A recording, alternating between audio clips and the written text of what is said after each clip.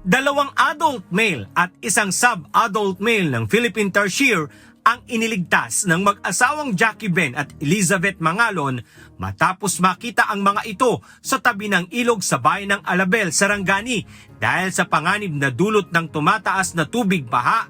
Pansamantala munang inilagaan ng mag-asawa ang mga hayop bago ito ipinasa sa Department of Environment and Natural Resources o DENR Penro, Sarangani matapos ang pagsusuri ng wildlife specialist at resident veterinarian ng DENR.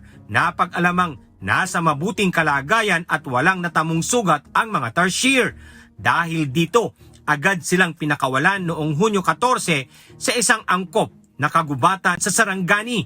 Ayon sa DENR, ang Philippine Tarsier ay itinuturing na near-threatened dahil sa pagkasira ng kanilang natural na tirahan at illegal na wildlife trade. Samantala, sa obserbasyon ng Community Environment and Natural Resources Office o Senro Kiamba, isang bat roosting site ang nakita sa Barangay Pinol sa bayan ng Maitum. Tinatayang may 200 hanggang 300 large flying fox ang naninirahan sa bawat punong talisay sa lugar.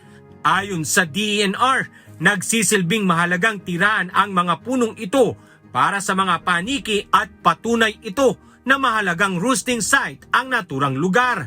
Tinututukan sa monitoring ang populasyon at kalagayan ng large flying fox, isa sa pinakamalalaking uri ng paniki sa mundo na may mahalagang papel sa pagpapakalat ng mga binhi at pagpapanatili ng malusog na kagubatan.